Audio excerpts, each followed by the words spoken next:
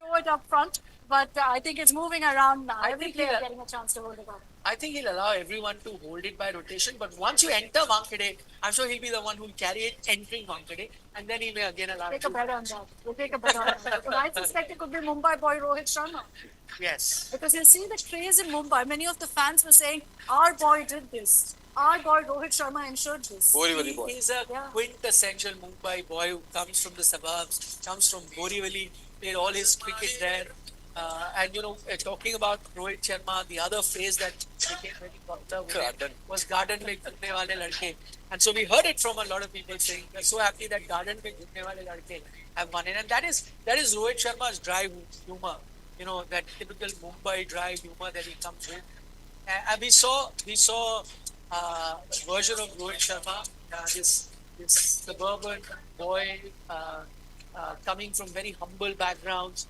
Uh, the other joke that was going around on social media that let's hope he doesn't forget the trophy back in his hotel room because he has a habit of forgetting things. Yeah. The legend has it that when he was to play his first Ranji match, imagine you're playing your first Ranji Trophy match. He takes a local train from Borivali to reach Wankhede, which is really far, gets inside there, and guess what? He's not carried his kit bag, his cricket bag, pads, nothing. And that's the first thing that you'll carry if you're a cricketer. Can I just add to that? Because today as well, when the team was to depart from Delhi, similar jokes started to resurface. Why? Because he didn't join the Indian team. He wasn't on the team bus that had left from the Prime Minister's residence. He had another vehicle that took him down to the airport later on. So he wasn't traveling with the Indian team then. And that's what fans started to question again, that has he forgotten that he's got to go to Mumbai? Somehow that strikes me as a very typical Mumbaiker Yes. attitude. Typical Mumbaiker. Bindas. Yeah, yeah, exactly. So I think that's what it is. And Rohit Sharma, I think, kind of encapsulates that as the epitome of that. And we've got these images now on our screens of all of the boys enjoying this moment. You can see many of them, and it's nice to see all of them interacting so actively with the crowd. At the back of the bus there, again, it's difficult to recognize who's who because it's dark, but you can see many of them leaning forward, waving to the crowds, talking to them. They're soaking it all in, and I think what's great to see is that they're ensuring this is a moment that they remember forever. I can't help but remember the contrast of what happened with Australia. They won the 2023 World Cup. Oh, yes. Pat Cummins was captured when he reached home, was Correct. captured at Sydney airport, holding the trophy, walking out alone, and then getting an Uber ride to go back. And it was like they were just... In fact, there is in fact, Nikhil, the picture you mentioned, there is one such image that's doing the rounds on social media where there is only a solitary young Australian cricket fan who manages to find Pat Cummins at the airport. No one to give Pat Cummins any attention, and just the one selfie that Pat Cummins stops for. In comparison over here, bucket loads of fans over. I can't imagine it. I can't imagine That's it. the stark I think contrast. one thing we have to say is also that the security forces, both in Delhi and Mumbai, have done an absolutely amazing, incredible job of controlling the crowds, because just look at the sea of fans out there. And to manage this crowd and ensure that the team has been able to move around so freely is amazing. You can see many of them. I see many of the team members there. Many of them have their phones out. They've got videos going non-stop. I'm sure trying to record this. You've got one of them also bowing down to the crowd. I wish I could identify each one of them, but it's so far away that we're kind of struggling to see who's who here. I think the one holding the trophy right now is either Kuldeep Yadav or Yuzi. Chahal. It's one of them. I think this is as close as we can get. Okay, no, now I believe it's the BCCI secretary in Jai Shah. Oh, he's up front. Yes, that's correct. So he's on the bus Now as well. Arshdeep. That's Arshdeep Singh. There you go. Yeah. There Oh, they've all got their fists up in the air, which is nice. Bumrah's also there up front. I think he's next to hold the cup. I think each of them is getting a chance to hold it with their own style of celebration, their own style of their victory lap as they'd like it. Create that photo op moment. Very quickly, since you and now it's public knowledge that you got hold of the trophy as well. How much does it weigh? Not too heavy. At least I didn't feel it to be too heavy. But I guess that was probably, after that weight of expectation was off the Indian team. Because the 50 over World Cup trophy is a rather heavy one. I have another anecdote from when I write the book. That picture that I took with the trophy was clicked by none other than Hardik Pandya. I think that would. Wow. I wish I could have taken a picture of him clicking that picture. Unfortunately, it won't happen. We're taking away all of your anecdotes for your book and putting it out here on India Today right now. So Rajiv Shukla is also on there. But yeah, we're getting a clearer view now, Nikhil. We're getting a clearer That's view. Siraj, I believe. Can we just up the audio? Can we up the audio from this crowd? Shivam Dubey.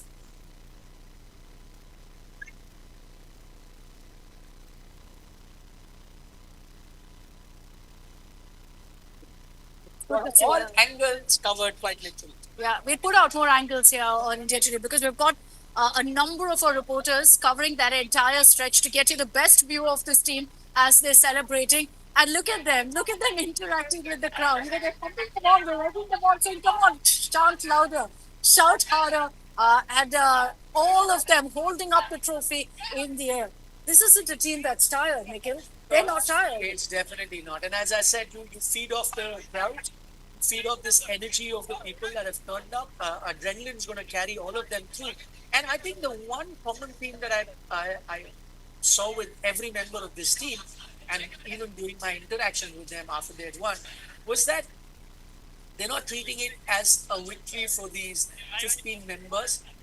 They fully well realize that this is a World Cup for the entire nation. And you can clearly see that in the celebration.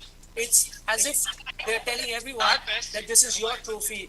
If they could manage it, probably would want to hand over to every fan that there is, because logistically that's not possible. But I think those are the gestures, those are the emotions that are coming out of there, where they are seemingly telling everyone there that this is your World Cup. You are world champions. Every one of you who's turned up is a world champion by extension of what we've done on the cricket field. Lovely to see the tricolour. A lot of them are carrying that, and for all of them, it's the first time they're experiencing this. The only other one for whom it's the second time is the captain, Rohit Sharma, because he was part of that 2017 20 World Cup. So he's done this before. He's done this before, but he was a youngster. In fact, he was asked about that World Cup. He said, "Listen, I was a young kid, didn't play all the games. I've played a game or two here and there. Different role. I was batting lower down the order. Now I'm the captain, opener, marshalling my troops. Completely different experience." But yeah, he's the only one who's experienced in open bus ride. And it's special what him and Virat Kohli would be experiencing right now. Of course, very special that they both get to call off their T20I career together. But look at it this way: the only success prior to this that they together enjoyed, or the first trophy that they enjoyed, 2011 for Virat. That was his first major trophy. For Rohit Sharma, he was just a couple of T20 years old. Same for Virat Kohli, he didn't have a lot of experience. Now, we heard it from Virat Kohli on record say that, as a youngster in that team, he didn't realize what that World Cup meant, because it didn't occur to him what it was to see a Yuvraj Singh, a Harbhajan Singh, a Sachin Tendulkar, a Zaheer Khan, all of them try. He could gauge as to what it meant to all these players. Now, and similar for Rohit Sharma as well. There were other, senior players around him. He was still very young. And now, 17 years, Rohit would say, it was perhaps it came too soon, but silverware doesn't come that easy. I can't help it, but my eyes keep going to Hardik Pandya there, who's right in the middle. I think enjoying all of the attention, enjoying this moment. He's got the tricolour on him. He's got his phone out, and he's non-stop. There you go. He's got non-stop interacting with the crowds there. Next to him is Virat Kohli, slightly more sober, standing behind, watching the crowds. But I think it's the youngsters who are kind of fueling all of the, fun here, fueling all of the crowds there. You remember, Nikhil, the last time we saw the Indian team win any kind of silverware back in 2013. It was at the Oval, if memory serves me right. And there was a young Virat Kohli there jumping around. You remember he did those push-ups as well right in front of the celebration board.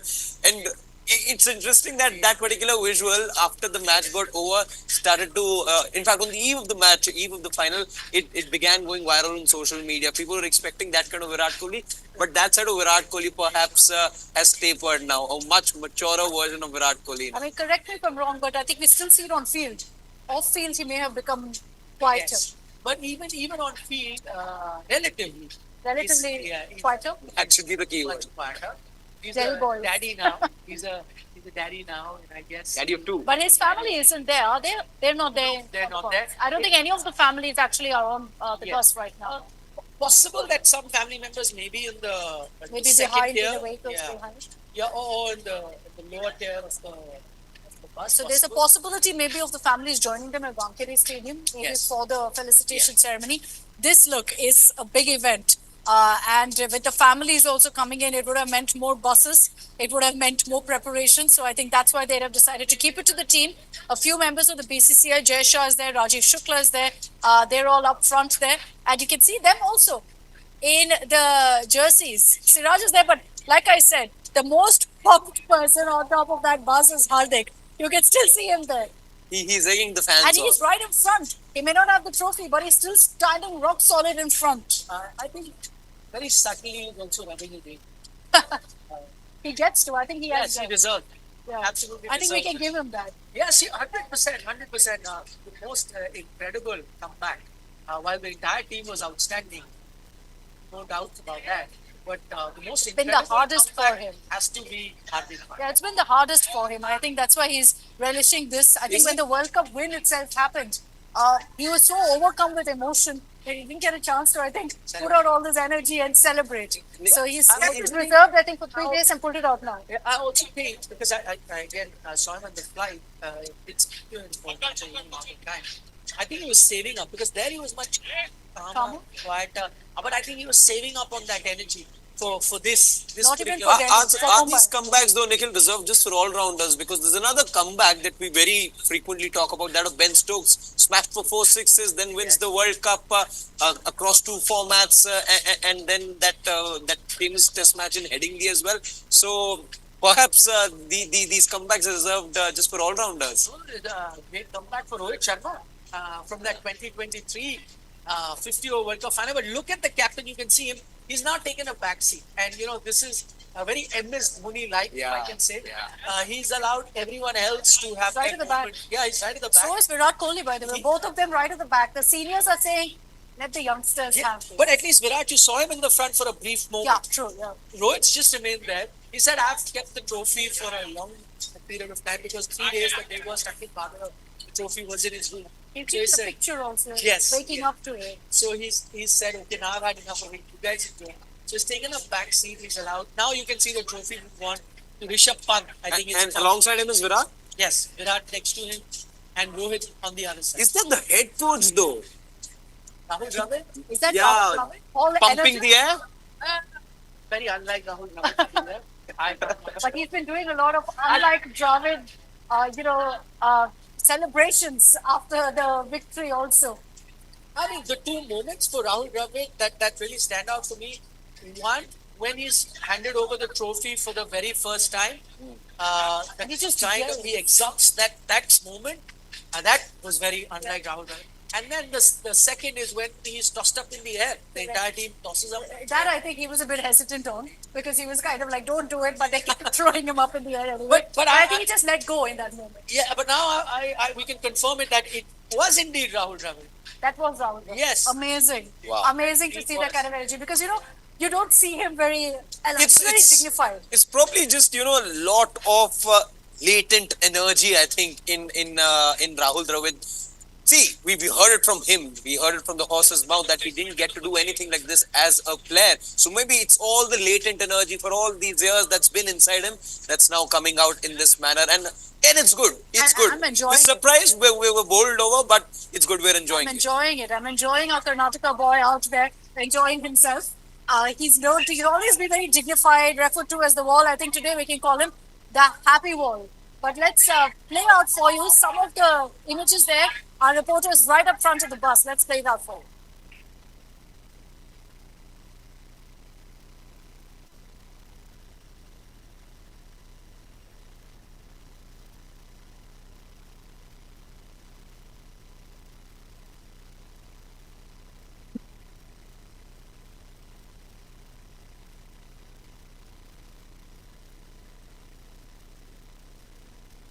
So of Rohit being heard there as the bus went by, which tells you again, Mumbai boys back home. They're celebrating him. They're celebrating his victory. Can I just highlight briefly before we talk about that moment? that Dravid, what we were referring to, was actually pointing to the crowds. If you see that footage clearly, he's pointing at each one of them, seemingly saying, "This is yours. This is yours." Oh, brilliant. Beautiful.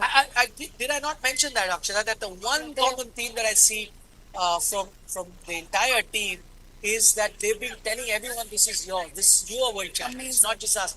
This victory belongs to all of you.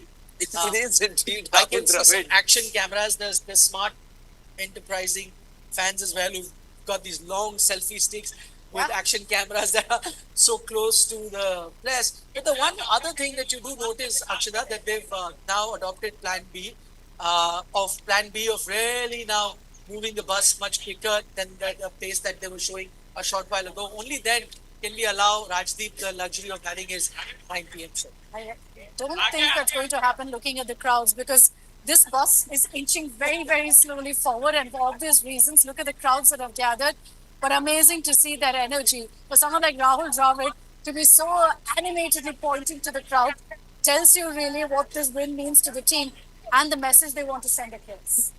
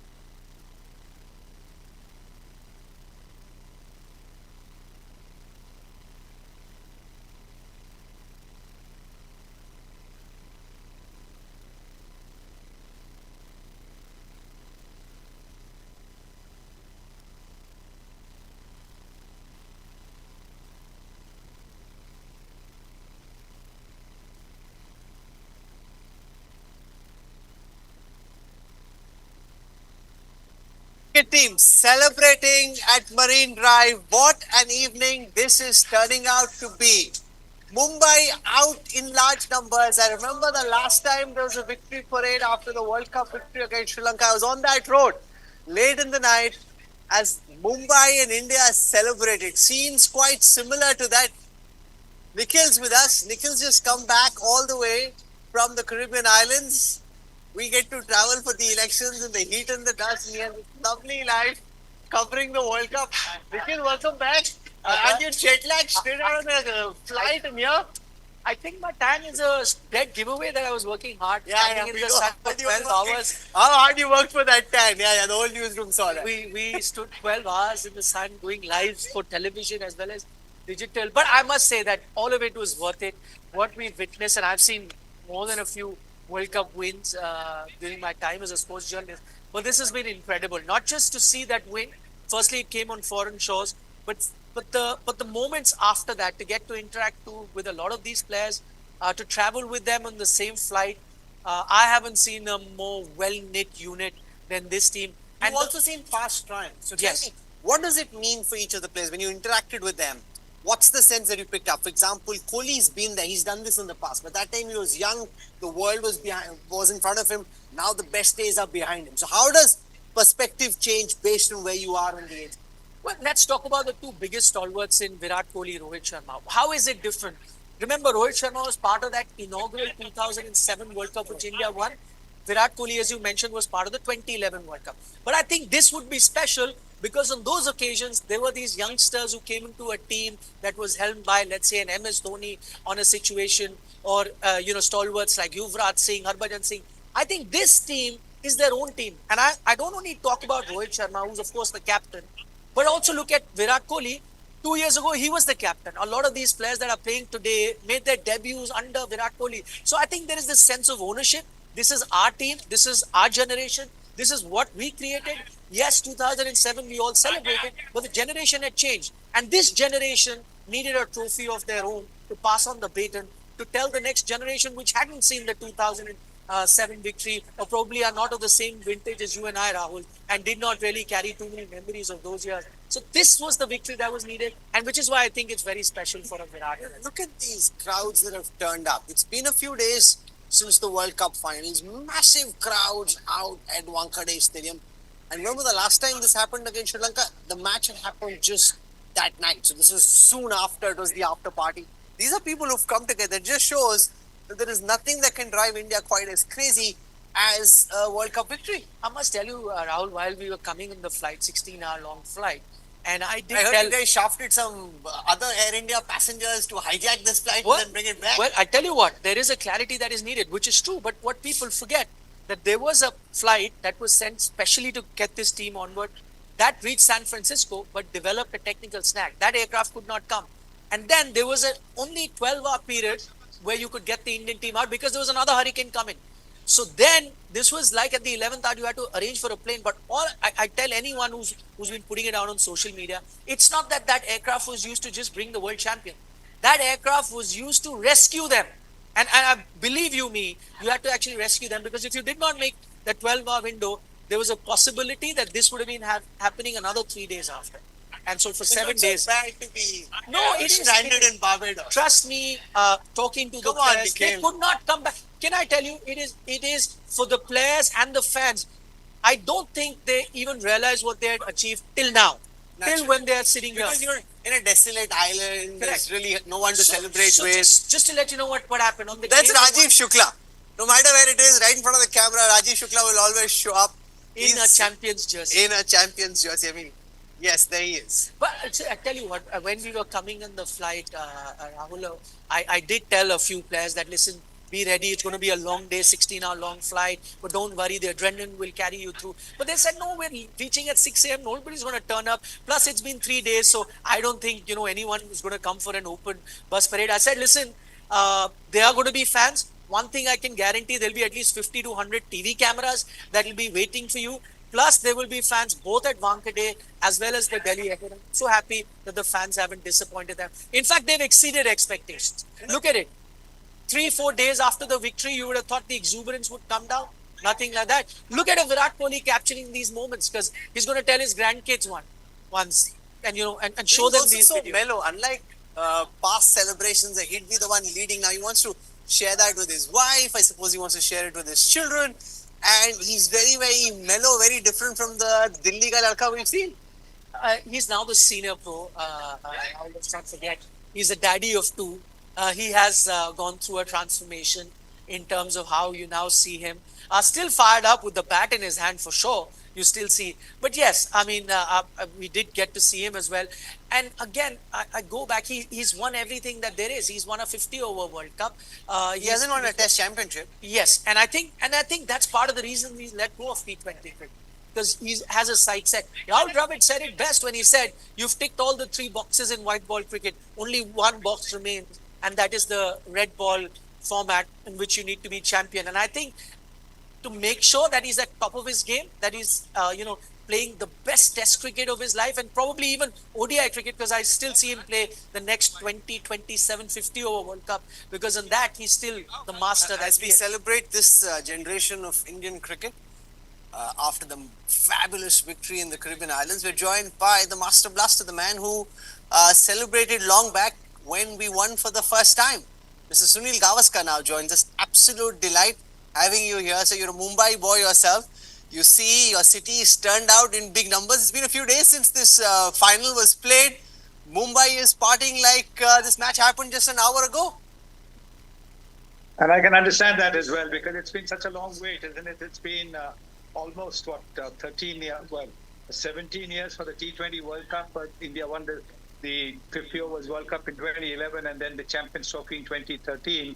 So it's been 11 years since India won a world title. So totally understand how India and Mumbai is feeling as well.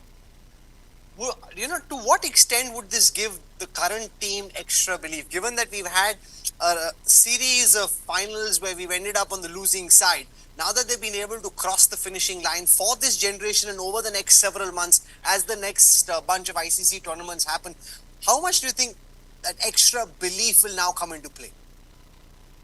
Well, this team was never short of belief. I think they just needed a little bit of a break, and they got that break this time around. In terms of some of the narrow wins that they had, first against Pakistan, then even against USA, they had a little bit of a fight on their hands. And if that catch of Suryakumar Yadav had been taken, who knows? USA could have given another surprise.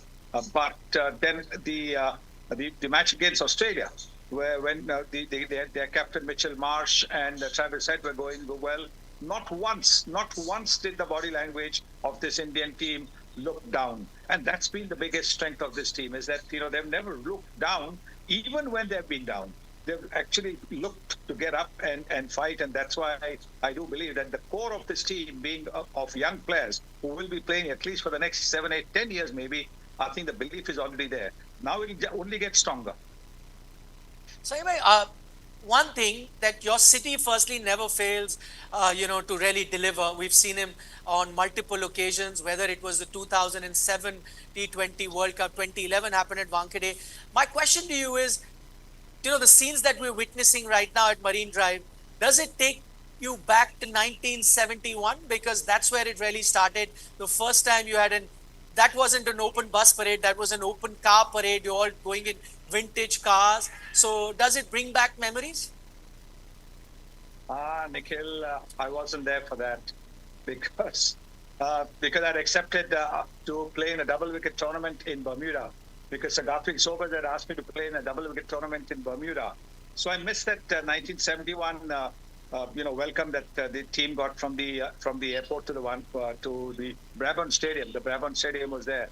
I totally missed that, but I can see what this reception must be. This is tremendous. I mean, look at all of them standing on top of the bus, everybody down there cheering, shouting everybody's name. I think this is goosebumps time. This is goosebumps time, and this is what winning for your country does. It makes the whole country happy. Even those who don't follow the game, they will feel a sense of elation at what this team has achieved. So anyway, if I can ask you, we won every title that there is, with the exception of the WTC. 2007, the last time you won a T20 World Cup. 2011, the last time you won a 50-over World Cup. What do you think is the significance, and how badly did Indian cricket need this title in 2024? See, I'll tell you about 2011 and 2024. All the wins have been fantastic wins for the country. I mean, I will not even try and differentiate. The only difference, if one might say, is that the 2011 team, the 50 overs team, was under pressure to win. The 2024 team was under massive pressure to win. The 1983 and the 2007 teams were not under that much pressure because the expectations were really not that high. But after that, the expectations built up.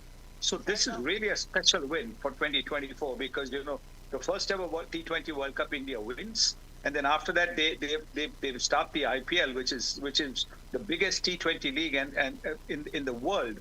And playing so many matches in the T20 leagues, getting experience of playing against various players, different players, then your team is expected to win. And therefore, this win is really special, extraordinarily special, this win. So anyway, again, I go back to those past memories. 1983 World Cup, your team won. You were all promised, I think, 1 lakh rupees from the BCCI to be shared between every member of the team. I want your reaction 1 on lakh the to be shared by amongst everyone. everyone. And then, of course, Lata Mangeshkar came to the rescue. But my reaction, I would want your reaction on the 125 crore that has been given by the BCCI to this team. Indian cricket clearly has come a long way. It certainly has, and they deserve more. I mean, why not? I mean, the Indian cricket board that time, look, that time the BCCI didn't have the money.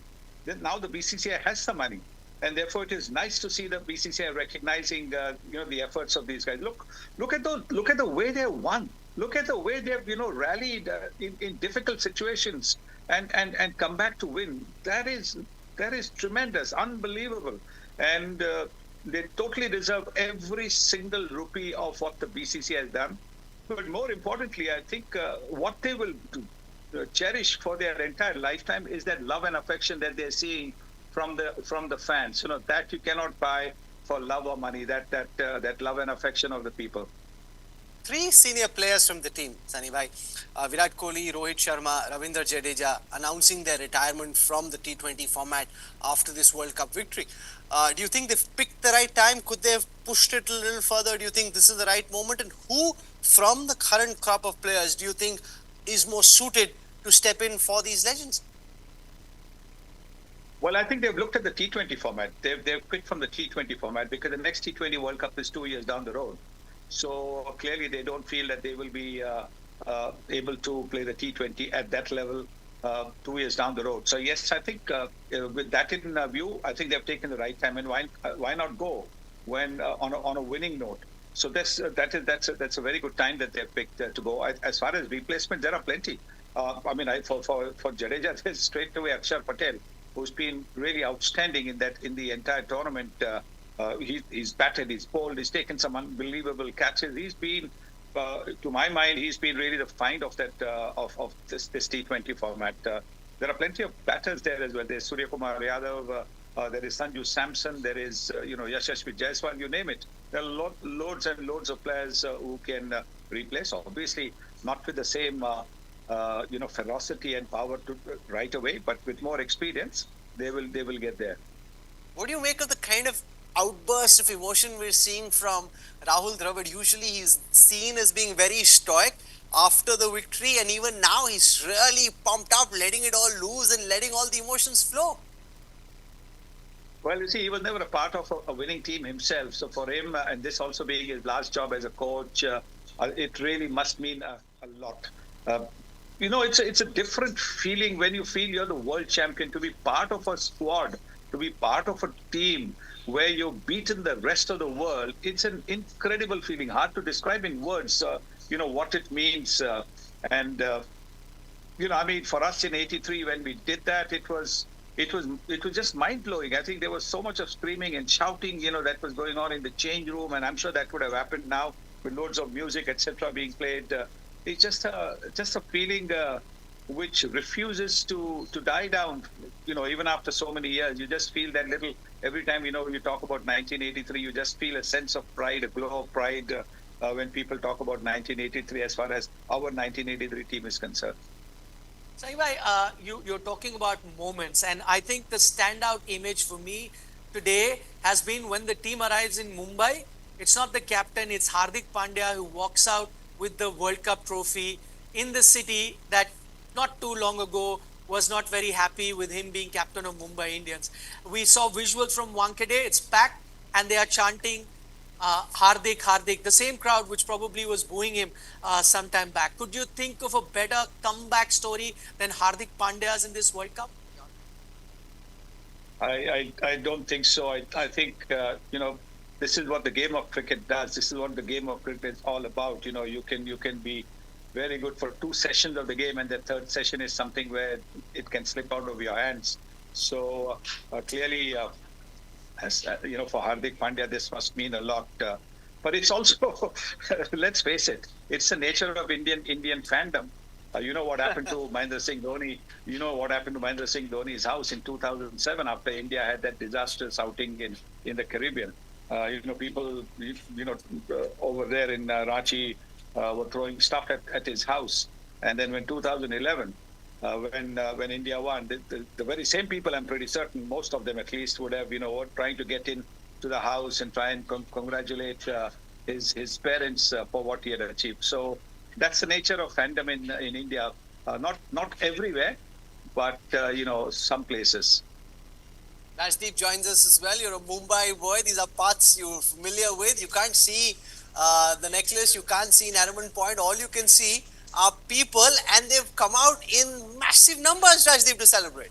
Absolutely. It's a very short distance, and therefore, you can pack in a lot of people within that 1.5 kilometer stretch. And it's taken more than 30 minutes already, and a few more before they reach the Wankhede Stadium. These are great scenes. These are scenes that are reminiscent of previous motorcades. I know Mr. Gavaskar is here, and I'm going to say something which he might remember. He and I are actually connected.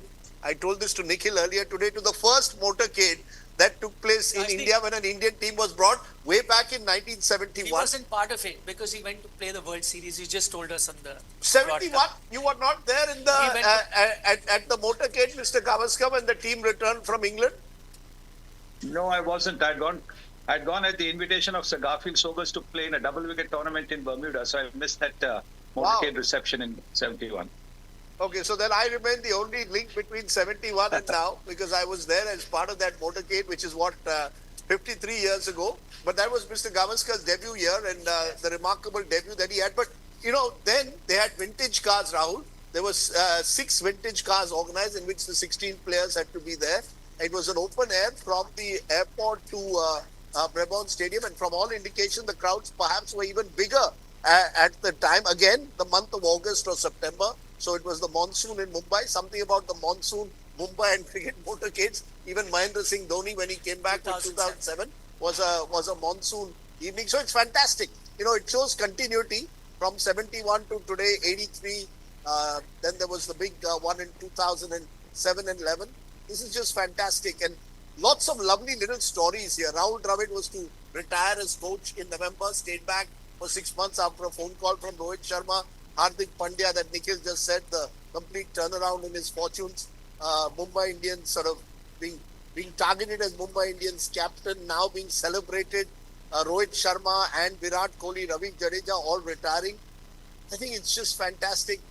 This generation of players, Rahul and Nikhil, I think deserve this one big trophy that they can take home and say, we were world champions. So, because they've been outstanding in all forms of cricket, and have only lost in finals in the past. So, all credit to the players. I hope that the players are the focus and not officials. That's my only limited point. The officials know where to plant themselves that they come in. They do. I mean, Mr. Jai Shah is there, Ashish Shelar is there, Rajiv Shukla, who has an uncanny knack of always being in the photographs. I just think that this is a moment for the cricketers. Look at Rahul Dravid. He's at the back. He's hardly. Rohit Sharma is at the back. Rohit Sharma is at the back, and I hope that they are the real stars of the moment, and they should be recognized as such. And it says so much about the personality about these cricketers. Virat Kohli constantly wanting to message someone. We presume that's his wife, and he's sending it to his wife and children. Whereas you've got Hardik Pandya and Surya Kumar Yadav, who seem to be the most excitable. They're the ones who are dancing around the most. Mohammad Siraj seems to be terrifically excitable. Akshar Patel. There's Akshar, yeah. They're the younger lot, and why not? This is their moment in the sun, and it's wonderful that they're getting this reception. You feel, Sunny Bhai, that this generation dances a lot better than Indian cricketers in the past? Yes, I think so. I think these guys have got maybe better footwork. I'd like to think we were better looking, but these guys have got better footwork. No, but in that generation, you didn't have, Mr. Gavaskar, you didn't have mobile phones. So how did you capture all these events? Would you get the photographs from friends? How would you capture the events that you were part of? I think, there were some photographs taken. There were, that black and white, movie that was taken. So some of us got, something somebody would send it to us, but that's about it. We basically got newspaper clippings, not this kind of a thing. But what is your favorite memory of all these victories you have? 83, 85, 71, you've been part of those 3 big victories. Then you've seen the other big wins. Is there a special moment? I remember once reading somewhere you said that that 6 that Mahendra Singh Dhoni hit at the Wankhede was something you'll never forget to win the 2011 World Cup. Is there a standout moment in all this for you, sir? I think there were two standout moments which actually, tell you what winning meant for this team, and both were on the field. One was the Akshar Patel catch to get rid of Mitchell Marsh in the game against Australia, because that partnership was threatening to take the game away from India, and then Surya Kumar Yadav's catch to get rid of David Miller in the final over of the final. So those were the two standout moments from. We were having an amateur debate in the newsroom before this broadcast. One side arguing that Klaasen getting caught out behind the stumps, that was more important. The other side arguing that that David Miller catch that Surya Kumar Yadav took, that was more crucial, because if Klaasen had stayed for a few more balls, that could have been the end of the match. From your expert lens, which of the two do you think was more pivotal to the final outcome? Oh, definitely, I think Klaasen's wicket, and for that, I think we need to credit Rishabh Pant as well, because he was the one who took off his pads, asked for the physio to come in and treat his knee, whether it was an imaginary injury or whatever. He slowed the game down. He made you could see Klaasen pacing up and down, getting impatient to face a ball. And the next one was a wideish delivery, and he chased it and was stuck behind, and that broke the partnership, that broke the rhythm, that broke the flow, and that obviously was the crucial one. But David Miller, we have seen in the IPL, is capable of scoring 24, 30 runs in the final over of the last 6 deliveries. So that catch also was equally important. Rishabh Pant you spoke of, given how bad his injury was, did you anticipate that he'd be able to recover in the way that he has? No, to be honest, well, I hadn't seen the injury. I'd only seen the photographs, but I'd heard from, guys like Ravi Shastri how bad the injury was, how it was so sad to see him in the hospital in the state that he was in. But full marks to him, because he was the one who asked the doctors, how long will it take? And then he said to the doctors, I'll be ready 6 months before. And that's exactly what he did. He worked very, very hard to get back to full fitness. And now he's once again an integral part of the Indian team. Rajdeep, did you anticipate that he'd be able to recover? Because when we saw the stories of just how bad the injury was, I thought, poor guy, his career seems to be now in a big funk, and then he's been able to recover from that. Absolutely, Rahul. And don't forget, he's a wicket keeper.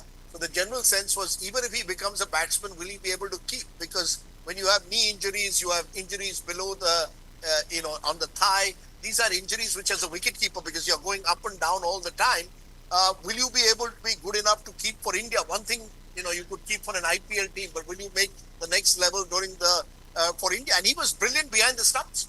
Yeah, he may have been up and down at times with his bat. Whenever he clicked, he was always good. He had a couple of bad games, but as a keeper, he was uniformly terrific. And I think those are the little stories within this team. There are lots of little individual battles that they've won. You mentioned Hardik Pandya's battle, Rishabh Pant's battle coming back from injury. You've had Jasprit Bumrah, who also spent a long time on the sidelines because of injury, came back. You've had Rahul Dravid, who was going to retire as coach. Rohit Sharma was likely never to play T20 again. Virat Kohli, his last big match. Ravindra Jadeja, last big match. These little moments, which I think make this so special. Yes, sir. Mr. Gavaskar, go ahead, sir. No, I'm not saying. I'm listening to you. No, I was just saying that there were lots of these little lovely stories of all these players coming together. In that sense, it seems to have been a team celebration more than any individual standout performances. Much like 83 in many ways, there was Kapil Dev's great innings, but apart from that, everyone contributed at some stage or the other in 83 as well. Well, more so in this tournament, because you see, in every match there was somebody or the other who came and put his hand up. A lot of people who were towards the semi-final, final stage were questioning Shivam Dubey's place in the side. But he played those little cameos, 25, 30 in 10, 15 deliveries, which took and also had a partnership with the other set batsman at the other end. So those little partnerships which helped India to get a good total. Sometimes you tend to look at one innings and one spell of bowling and forget that there is a partnership to go with it as well. So Everybody, you're absolutely right. Everybody contributed. On the field, it was a tremendous team because you had to be present at the ground to see the body language. They walked like champions. They were walking out to field like champions. They had that belief when even when they came out to defend 120 against Pakistan. You just had to see the way they sprinted onto the field. They sprinted onto the field thinking they had scored 1,200 runs. It was like that. They were so confident. Now that is what this team is all about. This team is about super confidence. And I think that's a big difference between Indian cricket, say, of the past. What would mean more? The one-day World Cup victory or a T20 World Cup victory? Let's bring everyone in on this. Go ahead, Nikhil. For sure, 50 over because that's the original World Cup. But just looking at where the game is progressing, I don't know how long 50 over is going to be around. Mr. Gavaskar, winning a 50-over World Cup is a bigger deal or winning a T20 World Cup is a bigger deal? I think the T20 because there's very little time to recover. In 50 overs, you have some overs to recover. It's almost like 2.5 T20 games, because it's a 100-over game. But T20, there's very little time to recover. You 1 or 2 overs can change the course of the game, and that's why the T20, this T20 is a super fabulous win. I'll have to endorse Mr. Gavaskar's view because as journalists as well, T20, we find it tough to recover because you finish one line, you go and sit in the press box, and before you know, there's the mid innings, you have to go out. Before you know, the game starts. Making it seem as if he worked as hard as ODI, during the election. In ODI cricket, you can analyze. You can analyze. We traveled the length and breadth of this country during the election. Nikhil Naz, in the manner he's speaking, he's trying to make it seem as if being in Barbados on the beach was as tough as being in Dumka or I never went to the beach. Yeah.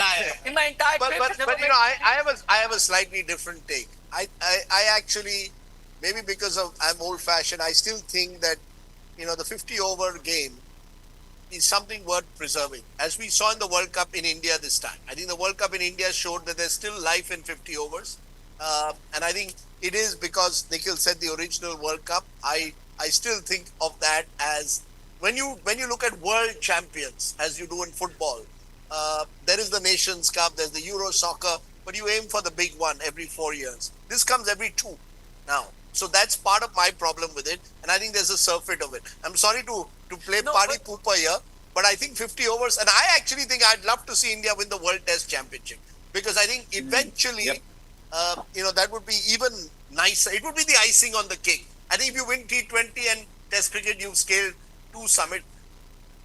For nostalgia, the 50 overs. I mean, Mr. Gavaskar's here. I'm not saying it because he's here, but I think 83 was our greatest cricket moment.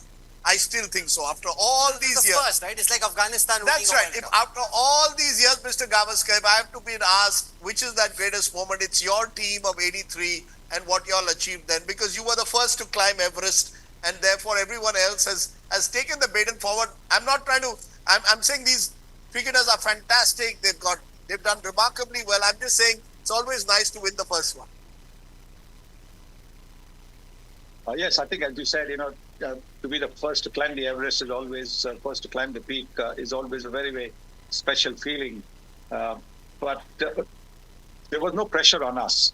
There was pressure on the 2011 team, the pressure on the 2014. I don't think there was the same kind of pressure on the 2017, which won the first ever T20 World Cup, because again, the expectation that nobody knew what the T20 format was. Not too many people knew what the T20 format was, those who followed the game. And so that was, wow, lovely. That's a great win for MSD's team. But that win meant that every other team that played in the T20 World Cup was expected to win. And when that happens, the pressure just gets, more and more. We're speaking so much of the Indian team. I want to ask you 2 questions about other teams. One, South Africa. I was with some South African fans at the airport. The word chokers has just become the worst abuse in their lexicon. What would it take for the South African team to recover? They went out, played confidently, were unbeaten till the finals, and then just at the end when they're 30 of 30, it seemed as if we'd lost and they were in a good position. They end up bungling it up. Maybe England or Australia wouldn't have done that. So why does this keep happening to South Africa?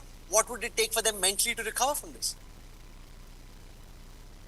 Well, it's tough. It's always, somebody who's, getting into the 90s. I talked about this Indian team as well, that they were getting into the 90s, getting into the semi-finals and the finals, but not scoring that 100, not winning it. So it's the same case with South Africa. You have to say though that the South Africans have possibly got into the 90s for the first time, because all this while they have been hardly ever in the playoffs as well, maybe the occasional playoffs. So they have really not been. They've always been a good team, a team that everybody else is wary of. But when it comes to somehow delivering, they have not been able to deliver. This was in the palm of their hands. How they allowed it to slip away is something that's going to haunt them for a long, long time.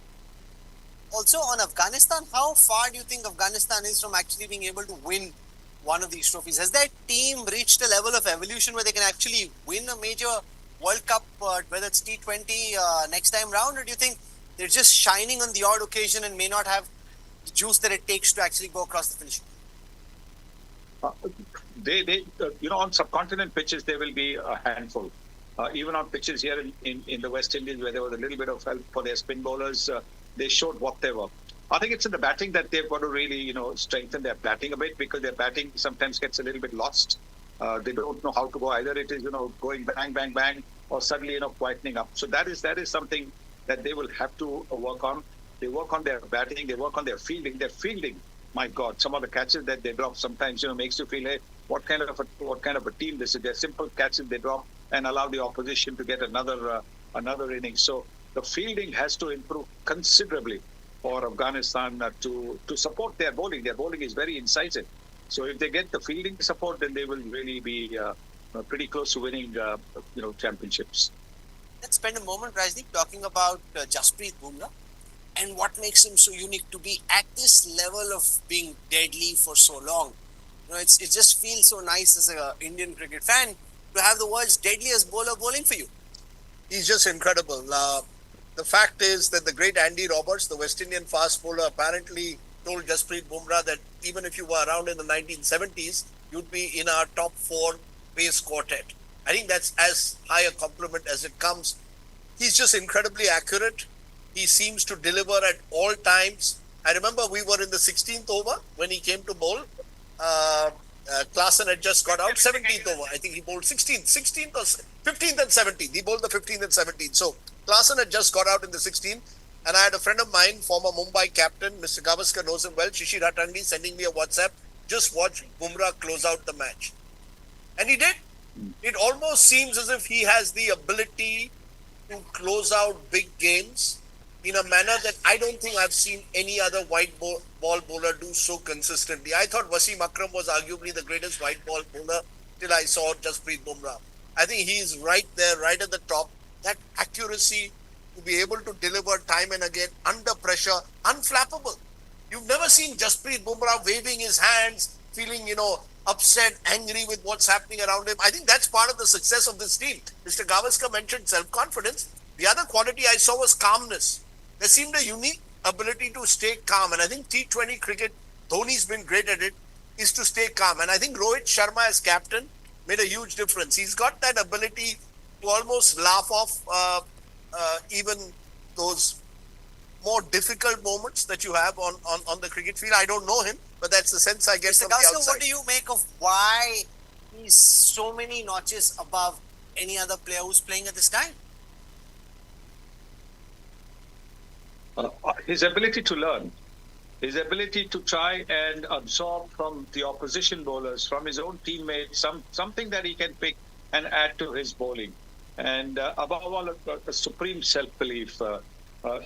Look, when he started, he couldn't bowl the outswinger because of his action. Everything was, coming into the right-hander or going away from the left-hander.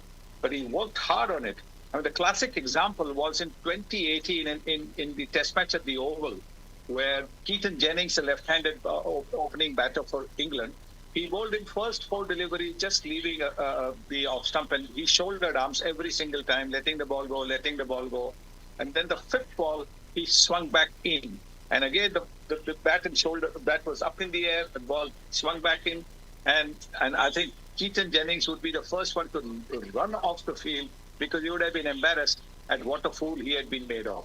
So that's the kind of bowler he's been. That he's brought in new deliveries which he didn't have in his and with him and added to his repertoire, and that's why he's become such a dangerous bowler. I mean, to be able to bowl a slow Yorker is tough. Fast Yorker is okay, and the accuracy with which he bowls the slow Yorker is just incredible. That's why he's he's as Rajdeep said, he's probably the greatest white ball bowler that the world has seen. I know we use the word greatest, and we are very influenced by what we see in front of our eyes and forget what has happened before. But clearly, I think he's something unique. You don't think he's the greatest white ball bowler ever? Yeah. And I do hope that some of the younger bowlers learn things from him. There is no swearing at the opposition, no send-offs being given. Only celebration of the wicket is just like that, and maybe doing something like that, but never. You don't need to send off batters. You don't need to mouth anything at any batter. He is that kind of an example. A terrific sports person, a person who knows how good he is, but does not gloat about it. Does not want to show the world, that he is the greatest. Just to illustrate as to what really makes him this potent, the joke going around in the West Indies throughout the World Cup was that the Indian team is cheating in this World Cup. That's because India get to bat 20 overs, whereas the opposition are only getting 16 overs because Jasprit Bumrah's 4 overs don't count. So India have a cheat code. His name is Jasprit Bumrah. In fact, I'll go so far as to say I can't remember a situation where if you were sitting in the stands as we were, that firstly, Indian cricket bowlers have always contributed, but Indian team is one big tournament when you've had one batter be the outstanding star for that team, the highest run getter, or maybe a couple of batsmen carrying the team through. This time around, it was a bowler who was doing that. And as a fan sitting in the stand, I would have more confidence in a Jasprit Bumrah with the ball in his hand than a Virat Kohli, a Rohit Sharma, a Surya Kumar Yadav combined with the bat in their hand. That's the level that he had reached. He's not the highest wicket taker of this tournament. He's the man of the tournament. And no one has complaints about that because when he had the ball, it was done. You were talking about lots of matches, that Pakistan match where India, they were, needed runner ball, they were going to win. But we were talking inside the press room. We all knew India was going to win that match because out of those 24 balls, 12 were going to be bowled by Jasprit Bumrah. There was no way that you're going to get any runs off him. It's not his wickets that are the wow factor, that swing or whatever. It's the amount of runs that he does not give. 4.17 economy in a tournament where now in T20 cricket, 8 and 9 is the norm. You're okay with 8 and 9 and over. It's incredible. Raul, you mentioned curse. I actually think that it was, for once, I don't think South Africa choked as much as India choked them. In those 4 overs. Klaasen got I was looking. Look, Klaasen gets out, which you can in a cricket match. No, but there's method in that madness. See, I was speaking to Ambati Raidu, who was my co-passenger in the flight, and I spoke to him exactly that Klaasen is hammering everyone on good deliveries. There's one innocuous delivery he gets out to. He said, no, that's the delivery you need to bowl to a man in form, because if you bowled him a good ball, he would smack you. It's when you bowl an innocuous, slow cutter that he did outside, he's not going to move his feet because he's convinced in that moment that he'll whack that for 6, and that's where he makes a mistake. So he said that was a perfect ball to bowl to a man like that. That we can dispute. You see, when Jeeta was look, he should have hit that ball for 4. No, but Rajiv, I tell you, who chipped in a UZ chair? He said, you look at my wickets, my maximum wickets come when I bowl that wide outside the off stump, because I know the man in form. You need to play with his ego. Yeah, but look, when you're 30 out of 30 and you get out, even then, with 5 wickets in hand, you expect the South Africans to win. But when I look at the 24 balls that India bowled after he got out, after Klaasen got out, there's rarely a loose ball that they bowled. Arshdeep's over. We forget that 19th over in T20 is often the most important because that gives you a little bit of breathing space going into the 20th over. I thought that would be the over where South Africa had their chances, but he was brilliant with the ball. I mean, here is again a young guy up through the under 19 ranks. This has been an incredible team. An incredible team effort. And I think that... Let's spend a moment talking about Arshdeep Singh. Because he was trolled so badly when things went wrong, all kinds of insinuations made. And he's really come out as a very strong support cast to Jasprit Bumrah. In fact, even being able to take more wickets than him, Mr. Gavaskar. What do you think of his evolution as a pace bowler? Tremendous. Because if India can use that left-handed speed as well as swing. Even in red ball cricket, India will really have a very formidable attack. Uh, Look, being in the same change room as Jasprit Bumrah is like being in a university where you got the best professor in town, and that's exactly what would have been the case with Arshdeep Singh. With Arshdeep, you get the impression that he's again like Bumrah, wanting to learn, wanting to get better than yesterday. So I do remember saying sometime in the middle of the tournament that he seems to be bowling only the away going delivery to the right hander. He's not getting the ball to curve back in. Next match, whether somebody told him or whatever it is, because some irrespective of the fact whether these guys listen to the outside chatter or outside noise as they call it, they somehow get a window of what's being said. So he did come back with that incoming delivery, and that's such a deadly delivery if you're bowling to a right-hander. As Rohit Sharma will tell you, or a Virat Kohli, or a KL Rahul will tell you, it's very difficult because left-hander bowling over the wicket, you're little partially blinded because of the fact that you have to open your stance a little bit. It's not an easy delivery to negotiate, and he's got that. So to see him flower the way he has been really heartwarming. And before he had all this, on his face as he grew older, he had one of the sweetest smiles in the game, and I think his smile today will be as equally sweet. And in Bhangra too. This is Rahul Dravid's last tournament as coach. Who would you like to see as the next coach of the Indian team? Who do you think is best suited to take the Indian cricket team into the future? Well, this Indian team really needs somebody who's a mentor of sorts, somebody who will be there for them to turn around to when they're just beginning to doubt yourself, because there comes a time in every cricketer's life when things are not going well for him, and more than technical issues or more than trying to say anything to him, it's a temperament that has to be looked at, and I think you need somebody who will be able to do that temperament thing. No, you're very good, not to worry about it. Nothing to do. Maybe just pick your bat up like this, or maybe as far as bowlers concerned, maybe your shoulders falling a little bit, maybe get that a little bit high. Just little things to be told, but more importantly, giving confidence to the player that he's good enough. And Let me press you doesn't need further. that. Who do you think is best suited to do that job? Well, there's a CSC that will decide. I mean, I'm not going to be able to tell you who's the best to decide, because I'm not going to preempt what the CSC would have decided. And I think the CSC would have decided by now. By the time the team comes back from Zimbabwe, you'll know who's the coach. So, but it'll be very difficult for whoever is the from coach. the Wankhede Stadium. The team and the fans for the first time dancing together. So far, the team was up on the bus. Now the team is with the fans, mingling as they go in. Very, very fascinating, heartwarming scenes. This, because Indian cricket hasn't had a moment of this kind to celebrate in more than a decade. Rajdeep, who do you think is likely to be the next coach, and who's best suited to be the next coach? I think it's pretty clear that Gautam Gambhir is the obvious front runner now that he's put his name forward. He's done remarkably well with Kolkata Knight Riders. He's a great judge of the game. Every time you speak to Gautam Gambhir, you learn something new about cricket. He's going to, of course, have to adapt to the conditions of working with players who may have different temperaments, egos. I think a lot of coaching at the very top level is not technical, it's just man management. And if he can do that, I think he'll be a remarkably successful coach. Look, this team needs very little hand holding in my view. They're so talented. I think the sheer talent that Indian cricket has, you're going to have to, though, effect a generational change with all these retirements. And I think Gambhir will have to manage that. He's done it with Kolkata Knight Riders, brought in, built a team which was languishing last year and taken them to the title. I think he's the front runner for the post. He seems to want it.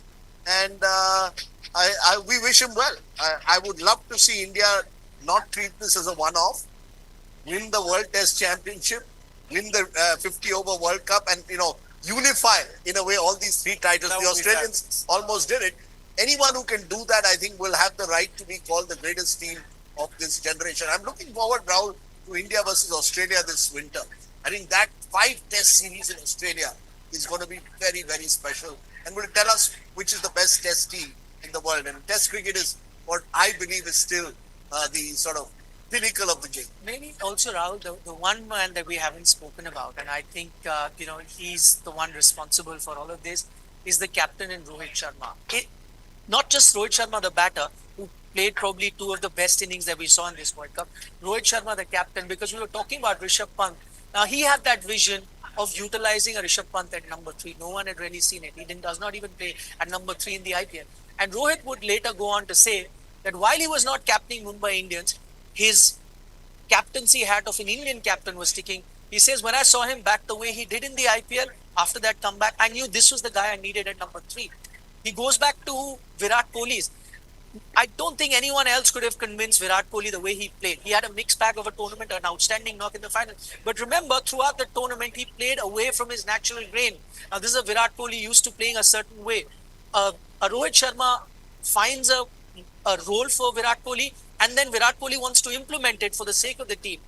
Look at how he got Arshdeep Singh, who had been going for a lot of runs. So I think the way he plotted it, the way he planned it alongside Rahul Dravid, and which is why Rahul Dravid, we have a lot of praise for Rahul. But the first thing that Rahul Dravid said when asked about Rohit Sharma, the captain, he said, forget about his captaincy. I'm going to miss Rohit Sharma, the person, the most when I leave. So I think the kind of planning that went behind this Indian team winning the World Cup, clearly there were those residues left from that 19 November 50 over game. But from there on, I think he was determined. We're seeing him on screen right now. The role that he played as a leader was instrumental in India winning. More suited to be the next captain? Is Hardik Pandya the most likely shoe in, or should they also potentially be looking at Surya Kumar Yadav or somebody else? I mean, I think it would be Hardik Pandya because let's not forget after India lost the 2022 T20 World Cup, Hardik Pandya was given the reins of the captaincy and he captained India for a good 10 months in T20 cricket while both Virat Kohli and Rohit Sharma were resting. And India did come out with some good results under his captaincy. Let's also not forget that he's won an IPL in his inaugural edition as captain. And most importantly, despite having a great IPL, you still name Hardik Pandya the vice captain of the team. That in itself tells you that there is a succession plan. He is your next captain, had a great T20 tournament. I don't know whether they'll go to a Surya Kumar Yadav. I don't know whether they'll go to a Jasprit Bumrah. But if they continue with Hardik Pandya as the captain, the next in line could be a Shubman Gill. So you'll have a gap of But 4 Mr. 5 Gavaskar years. is also injury prone. What would you think of Hardik Pandya as the next captain? Is that the most likely, most sensible choice? How would you be weighing this question? Yes, he would. He should be the next captain. I'm not even going to say he would be the next captain. He should be the next captain because his record. Don't see what happened at the Mumbai Indians this time around. There was too many other things happening swirling around this year's IPL. But look at what he did for the Gujarat Titans in the last 2 seasons. The first time debut season for Gujarat Titans, he won the tournament, won the IPL trophy. Then the next time around, he had the team in the finals, and they only lost pretty much in the last over. Till then, it looked as if they were going to be the only team to win back-to-back IPL titles. So yes, I think he should be the next T20 captain because he's got everything. Don't go by what you saw at this year's IPL. Look back at the previous 2 IPLs to see how well he led a team of people who who playing together for the first time. There were so many. I mean, if you take over a team which has already been playing together and then captain it, then it's a little bit easier. But to make a champion team out of people coming together for the first time takes something special. So Hardik Pandya is my choice definitely to captain the T20 World Cup. And who would be grooming as vice captain at the moment? I think that's where I think Shubman Gill could be the go-to person. Why I say that? Well, while there are good contenders in a Surya Kumar Yadav as well as a Jasprit Bumrah, but I think they're the same vintage as a Hardik Pandya. So if you really want to groom someone, you'll have to look at a youngster. Shubman Gill, don't forget, he became a young captain this time around in the IPL. Captain Gujarat Titans once Hardik Pandya had left. Also, the Indian team, as we speak, are in Zimbabwe. You've sent a backup team and the captain there is Shubman Gill. So I think Indian cricket is giving you those indications that Hardik was the next in line after Rohit Sharma, and it's also giving you indication that Shubman may be next in line after Hardik Pandya, and there's a considerable amount of gap in terms of age group. So then you have a good 3-4 years of him being deputy, and then you pass on. And I think that's a great thing for Indian cricket, rather than leave it open as to who could be the option and have multiple options doing the rounds. If you have it focused, in this generation you got Hardik. Would you be following Mr. Gavaskar the same model, groom somebody with an eye on the future? Because Shubman Gill hasn't always been able to capitalize on the opportunity that's come his way and hasn't really made himself a permanent feature of the team so far. I would look at Rishabh Pant as well. Rishabh Pant is another candidate who you could look at as a captain.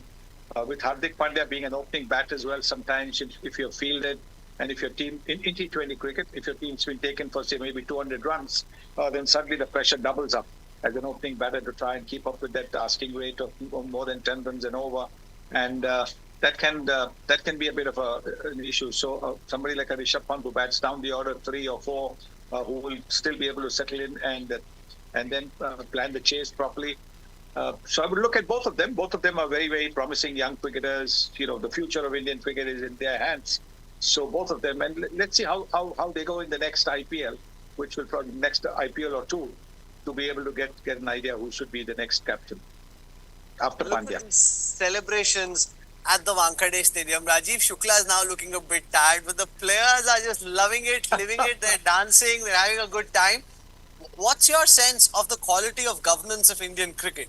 Given what's happening in other countries and their cricket boards, and given what you've seen in the past with the BCCI, how does the quality of governance now compare with other nations and with our own past?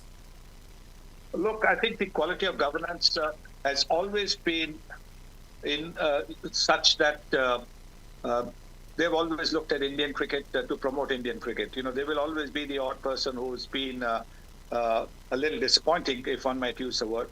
But I think what this particular lot has done has been quite outstanding. I know a lot of people look at Jai Shah and don't look at Jai Shah, but look at his father being in the government and therefore take aim at Jai Shah. But what Jai Shah has done, bringing in the Women's Premier League, making the women's payment on par with the Indian men's team, increasing the fees for the IPL guys, for doubling and trebling the incentive to play all the matches. All the things that he has done are praiseworthy. A lot of people don't want to give him any credit because of another agenda completely, a political agenda.